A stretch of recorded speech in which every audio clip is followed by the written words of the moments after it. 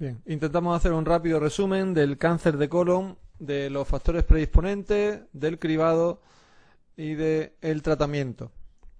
En cuanto a las enfermedades predisponentes, primero vamos a hablar de los síndromes predisponentes para cáncer de colon. Y estos síndromes tenemos que son los síndromes de poliposis. El que tiene un mayor potencial degenerativo es la poliposis adenomatosa familiar o poliposis cólica familiar. Cuadros parecidos y que parece que forman parte del mismo espectro, pero que pueden asociar otras manifestaciones clínicas, son el síndrome de Gardner o el síndrome de Turco. La poliposis cólica familiar tiene numerosísimos pólipos adenomatosos y un potencial maligno muy alto, tanto es así que si no se trata, casi todos los pacientes van a tener un cáncer antes de los 40 años. Si asocia tumores en tejidos blandos, tendríamos el síndrome de Gardner, y si asocia tumores en el sistema nervioso central, tendríamos el síndrome de Turco. Bien. Otras enfermedades con poliposis llevan menor potencial maligno. Las lesiones son fundamentalmente amartomatosas, pero sí parecen predisponer en algo al cáncer. Y son, entre otras, pues la poliposis cólica juvenil, la que asocia pigmentación bucolabial, que es el síndrome de Peutz-Jeghers, y otro cuadro que lleva asociada pigmentación alopecia, que es el síndrome de Cronkite-Canadá. Bien, y onicopatía, que es también la otra manifestación que viene aquí. En cuanto a otros síndromes que pueden predisponer al cáncer de colon, tenemos el síndrome de Lynch o cáncer de colon hereditario no asociado a poliposis. Bien, en este cáncer de colon no asociado a poliposis, en este síndrome de Lynch, lo que tenemos realmente son familias en donde, sin haber pólipos por supuesto, hay una predisposición a tener cáncer en el colon, pero también en otros lugares, como por ejemplo en el aparato genital femenino, siendo el cáncer más frecuente el de endometrio. Los criterios para clasificar a un paciente como síndrome de Lynch están resumidos aquí. Tiene que haber al menos 3 familiares con uno de los cánceres asociados, no solo de colon, sino también de los otros. Uno debe ser de primer grado, etcétera, etcétera. Tenga varias generaciones, uno antes de los 50 años y que no sea una poliposis adenomatosa familiar. En fin, esta es la sospecha de síndrome de Lynch. Este síndrome de Lynch va asociado con alteraciones del gen MSH y MLH. ¿Cómo se hace el cribado? ¿Qué conducta se toma en las personas que tienen estas situaciones predisponentes para el cáncer de colon? Pues, por ejemplo, aquí tenemos, aunque no tengamos que sabérnoslo perfectamente, pero la conducta que se haría en las personas que tienen el gen APC, o sea, gente de familia en la que se ha diagnosticado una poliposis colónica, se le determina si tienen el gen APC, y en estas personas tendríamos que, a partir de los 15 años, hacerle estudios. Basta con la sigmoidoscopia, porque realmente cuando tienen pólipos tienen tantos, con la sigmoidoscopia es suficiente para diagnosticarlos. Se hace de forma anual o cada 2 años hasta los 40 años, y desde ahí se puede hacer ya cada 5 porque se supone que el riesgo va a ser mucho menor. Mientras que también esta poliposis cólica familiar puede asociarse o puede aumentar el riesgo de cáncer en tramos proximales del tubo digestivo, por lo que en mayores de 25 años se recomienda también hacer una endoscopia digestiva alta y repetirla cada 5 años. Mientras que en las personas con síndrome de Lynch, la prueba diagnóstica aquí sí que tiene que ser la colonoscopia, y en principio se recomienda que a partir de los 25 o 10 años antes del familiar más joven que tuvo cáncer, se le haga una colonoscopia con periodicidad o cada año o cada 2 años. Mientras que otras pruebas que se han hecho y que algunas de ellas tienen algo más de discusión en cuanto a su utilidad en el cribado son la eco transvaginal, la biopsia endometrial y la determinación del CA125. Esas sí se recomiendan de forma más o menos universal, mientras que la endoscopia digestiva alta o las ecos para diagnosticar cánceres en las vías urinarias y en el riñón ya son más controvertidas. Solo se hacen si hay historia familiar de cáncer gástrico o de cáncer urinario.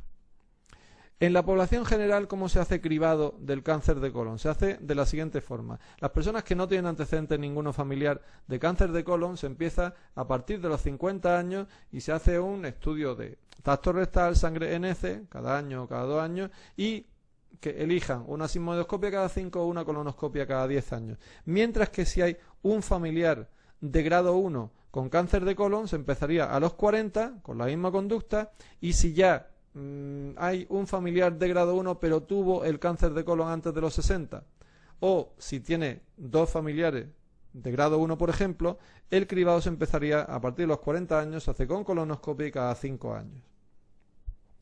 Otros factores que estén implicados en el cáncer de colon, o sea, que aumenten el riesgo de cáncer de colon. En cuanto a enfermedades, serían, por ejemplo, la enfermedad inflamatoria, intestinal, otros pólipos que no estén incluidos en síndromes de poliposis o la ureterosismoidostomía, por ejemplo.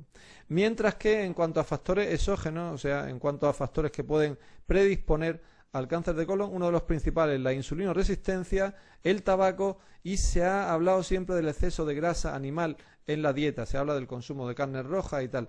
Lo que pasa es que el intento por demostrar que el excesivo consumo de fibra o el mayor consumo de fibra previene del cáncer de colon no ha dado resultado, no se ha demostrado que eso sea una medida protectora suficiente. Sin embargo, la aspirina, en dosis de 80 miligramos diarios, por ejemplo, protege del cáncer de colon.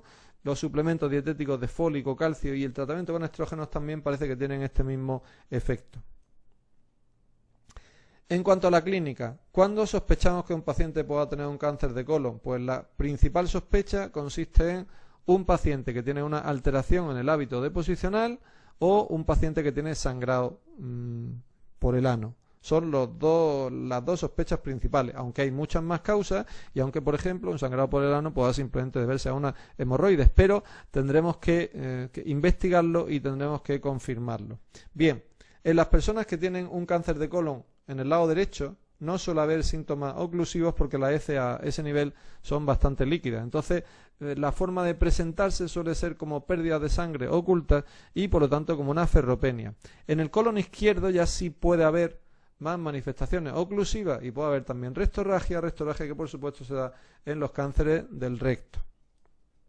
Bien, ¿cómo se diagnostica el cáncer de colon? Pues la principal prueba, por supuesto, es la endoscopia, como hemos mencionado ya antes, la sigmoidoscopia o la colonoscopia, pero también hay técnicas pues más modernas, digamos, que vamos a ver ahora también. Se pueden hacer estudios radiológicos también, reconstrucciones por TAC, en donde podemos ver una lesión estenótica, por ejemplo, de colon transverso, que nos indique que puede haber un cáncer, y ahora vamos a ver en las siguientes imágenes procesos de colonoscopias virtuales por TAC con reconstrucción tridimensional, en donde los estudios convencionales nos demuestran efectivamente que hay una estenosis de causa presuntamente neoplásica a nivel del sigma. Esa misma se ha visto también con el estudio endoscópico, y la reconstrucción tridimensional nos muestra efectivamente una zona estenótica que se confirma en esta reconstrucción 3D. O sea que hay numerosas pruebas que nos sirven para confirmar este diagnóstico. Por supuesto, con el estudio endoscópico se hace la biopsia y se determina la extensión del cáncer. Extensión que, resumiendo mucho, tenemos los cánceres en T1, limitado a mucosa y a submucosa, T2 con afectación de la muscular y T3 en donde ya puede haber afectación de la serosa. Todo eso acompañado con la afectación ganglionar, que normalmente ya nos define un estadio 3, mientras que el estadio 4 sería ya cuando hay enfermedad metastásica. El tratamiento del cáncer de colon, situado en el colon derecho, se puede hacer con hemicolectomía derecha e iliotransversostomía, en el colon izquierdo con una resección segmentaria con un margen de seguridad y con anastomosis término-terminal, en el recto, cuando se puede hacer anastomosis, o sea, en la parte media y en la parte superior del recto, se puede hacer, por ejemplo, una extirpación en bloque de mesorrecto, mientras que en el recto inferior, en los estadios limitados T1, T2, se puede valorar el tratamiento endoscópico, la cirugía mínimamente invasiva con microcirugía transanal endoscópica, mientras que si no se cumplen esos criterios T1 y T2 con buen pronóstico, ya tendríamos que hacer una amputación abdominoperineal y una colostomía definitiva. Siempre recordando que la quimioterapia es útil como tratamiento coadyuvante en los cánceres, sobre todo en estadio 3 y también en estadio 2 con alto riesgo, y la pauta principal es la pauta FOLFOX, en donde usamos el 5-fluoro, uracilo, en donde usamos leucovorin, en donde usamos oxaliplatino, y la radioterapia va a ser útil sobre todo en el cáncer de ano y como complementaria en el cáncer de recto. Resumiendo finalmente, causas, factores predisponentes: tabaco, alcohol, insulinoresistencia, síndrome de poliposis, síndrome de Lynch y otras enfermedades como la enfermedad inflamatoria intestinal. La aspirina protege. En cuanto a la clínica, el síndrome constitucional de siempre, con anorexia, pérdida de peso, puede producirse, pero la forma de descubrirlo normalmente suele ser con un cuadro de o bien hemorragia oculta, con ferropenia, o bien obstrucción, cambio en el ritmo deposicional o rectorragia. el diagnóstico va a ser endoscópico. La determinación del CEA también nos sirve, sobre todo para ver pronóstico y para ver posoperatorio cómo va la evolución del cuadro y si hay posible metástasis, mientras que TAC con reconstrucciones tridimensionales, colonoscopia virtual, resonancia magnética, son más útiles sobre todo para la metástasis. La cirugía se hace con margen y con anastomosis. Solo en el recto inferior podemos usar la TEM, la microcirugía transanal endoscópica, o la colostomía definitiva, cuando la situación no nos permita hacer la TEM, y la quimioterapia con FOLFOX coadyuvante.